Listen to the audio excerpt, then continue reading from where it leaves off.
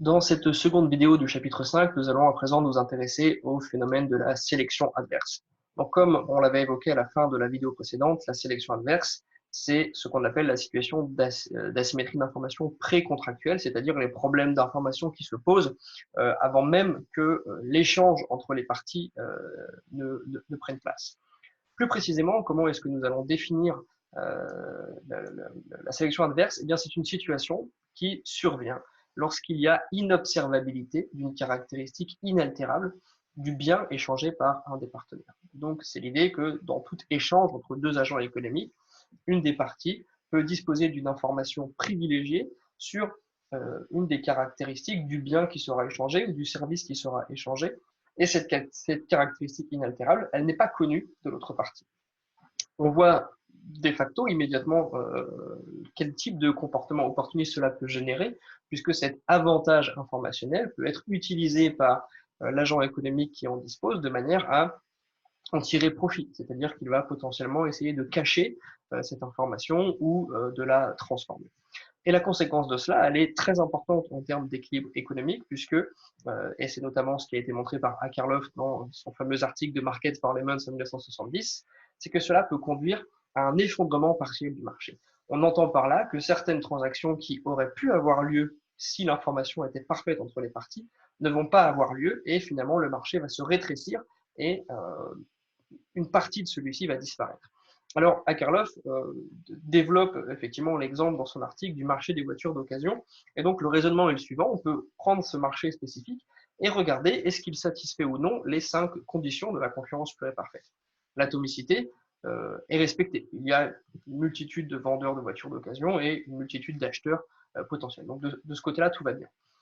En termes de libre entrée et de libre sortie, il n'y a aucun problème non plus dans la mesure où tout le monde peut décider à n'importe quel moment d'être vendeur et de ne plus être vendeur de sa voiture, de la même manière qu'on peut être acheteur à un instant T et puis finalement décider de ne plus chercher le véhicule d'occasion. Donc, il n'y a pas de problème d'entrée et de sortie. Concernant la libre circulation des facteurs de production, ce n'est pas non plus une question essentielle ici, puisque on est sur un marché de seconde main, et donc ce ne sont pas les vendeurs de véhicules qui sont eux-mêmes producteurs. Donc il n'y a pas besoin, en quelque sorte, de facteurs de production. En revanche, deux hypothèses ne sont pas respectées. La première est celle de l'homogénéité des produits. Et donc on pourra effectivement considérer que sur ce marché, il y a deux types de véhicules de bonne qualité. Donc, ce seront des véhicules qui ont été régulièrement entretenus par leurs anciens propriétaires, qui n'ont pas eu d'accident majeur ayant donné suite à des réparations importantes et qui n'auraient pas fragilisé finalement la qualité intrinsèque du véhicule. Et à côté, on a des tacos, c'est-à-dire des voitures qui d'apparence n'ont pas l'air mauvaises, mais qui ont été beaucoup moins entretenues, qui ont roulé moins souvent et qui ont peut-être subi des dommages par le passé et qui ont été réparées. Donc, on a deux voitures de types différents. Et l'information n'est pas parfaite. L'information est asymétrique sur ce marché, puisque seuls les vendeurs connaissent la qualité de leur véhicule et les acheteurs ne connaissent pas cette qualité, ne peuvent pas l'identifier simplement en regardant les véhicules. Et donc, l'hypothèse qu'on fait, c'est qu'ils ne connaissent que la répartition entre les bonnes voitures et les mauvaises voitures. Et donc, si on fait l'hypothèse qu'à chaque niveau de qualité correspondrait un prix, les bonnes voitures devraient être échangées à 5 000 euros, ce serait la disposition à vendre des propriétaires de bonnes voitures. Les mauvaises devraient se vendre 2 000 euros. Et si on fait l'hypothèse que la répartition est de 40% de mauvaises voitures pour 60% de bonnes voitures, on voit bien ici que les acheteurs, c'est-à-dire ceux qui souffrent de l'asymétrie d'information, ne seront jamais disposés à payer un prix de 5 000. Pourquoi? Parce que tous les propriétaires de mauvaises voitures, comme ils ont un avantage informationnel, ils vont se faire passer pour des détenteurs de bonnes voitures. Donc tout le monde a envie de vendre sa voiture 5 000 euros. En tant qu'acheteur, comment réagir? Eh bien, on va simplement faire un calcul d'espérance, c'est-à-dire le prix maximum qu'on est prêt à payer, c'est la proportion de bons véhicules qui existent fois le prix d'un bon véhicule, donc 60% fois 5 000, plus la proportion de mauvais véhicules fois le prix d'un mauvais véhicule, 40% fois 2 000. Cela donne un prix de 3 800, ce qui sera la disposition à payer, c'est-à-dire qu'un acheteur sur le marché des voitures d'occasion refusera de payer plus de 3 800 pour une voiture. Pourquoi? Parce qu'il sait qu'il y a un risque de se retrouver avec un mauvais véhicule. Mais l'acheteur étant un agent économique rationnel, il sait qu'à ce prix-là, les seules personnes qui seront intéressées pour lui vendre un véhicule, ce seront les personnes qui ont une mauvaise voiture. Pourquoi? Parce que vendre 3 008 au lieu de 2 000, c'est avantageux, alors que vendre 3008 au lieu de 5000, c'est désavantageux. Et donc, il va anticiper ça, l'acheteur, et finalement, il va refuser de payer plus que 2000 et il va être en quelque sorte contraint d'acheter une mauvaise voiture. Et donc, ce qui se passe effectivement ici, c'est que la présence de mauvais vendeurs, de propriétaires de mauvaises voitures, qui se font passer pour des détenteurs de bonnes voitures, eh bien, ça va chasser du marché les bonnes voitures. Et donc, on va effectivement observer ce qu'on appelle un effondrement partiel de marché, qui donc est dû à ce problème de sélection adverse. Cette analyse qui a été faite par Akerlof sur le marché des voitures d'occasion, on peut la répliquer ensuite à tout un tas de marchés sur lesquels il y a des asymétries d'information. Prenez l'exemple sur ce slide du marché du travail. On pourrait avoir sur le marché du travail deux types de candidats, des bons candidats qui seraient très productifs, très efficaces, et des moins bons candidats dont la productivité serait plus faible.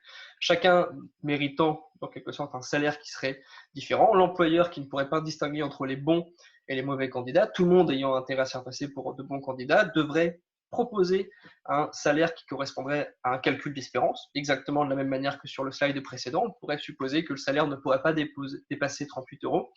Or, à ce niveau de salaire, les bons candidats refuseraient de travailler et les employeurs seraient en quelque sorte contraints de se rabattre sur les seuls et uniques mauvais candidats restants sur ce marché avec un salaire qui s'établirait, dans notre exemple, à 20 euros. Et donc, on retrouve ici la même chose, un effondrement partiel du marché, c'est-à-dire des transactions qui auraient pu avoir lieu si l'information avait été parfaite et qui n'ont pas lieu. Enfin, on peut également voir quelles seraient les conséquences de la sélection adverse, plus dans une optique d'analyse industrielle. Et donc, supposons que les entreprises peuvent choisir le niveau de qualité de leur production. C'est un peu comme si on faisait l'hypothèse que les vendeurs de voitures pouvaient influencer sur la qualité des voitures vendues.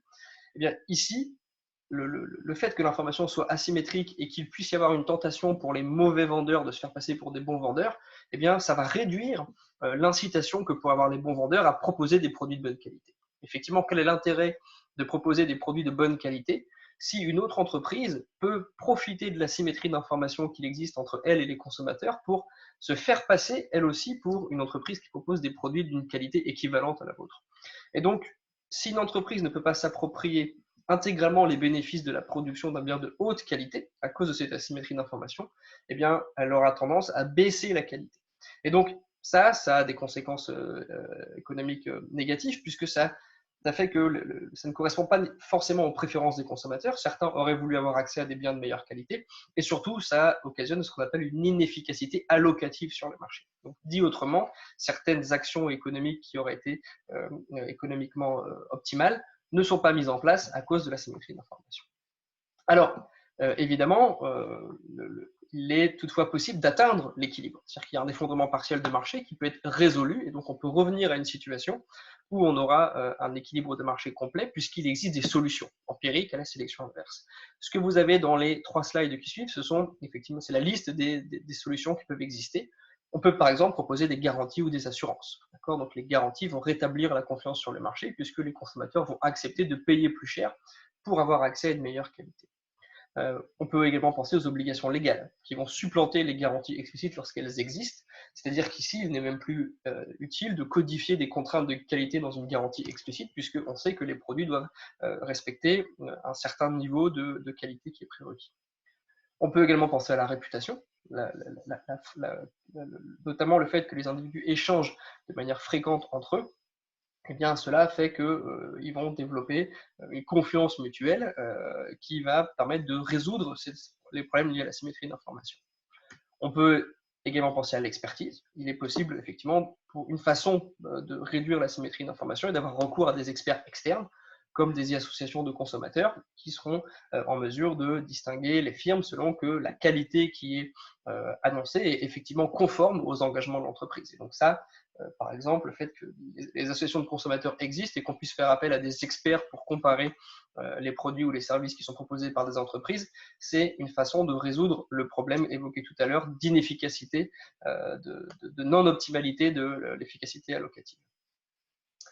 Enfin, une autre possibilité, c'est de s'appuyer sur des systèmes de normes et de certification. Donc, effectivement, dans les deux cas, effectivement, ce sont des garanties finalement, que ça se rapproche de l'option numéro 2 de garantie. Donc, ce sont des garanties que les individus vendeurs ou que les entreprises concernées respectent certains standards de qualité qui sont établis de manière légale et qui sont une garantie de sécurité et de qualité pour les acheteurs. Voilà ce qu'on pouvait dire sur la sélection adverse, et dans la prochaine vidéo, nous allons nous intéresser à la question du risque moral.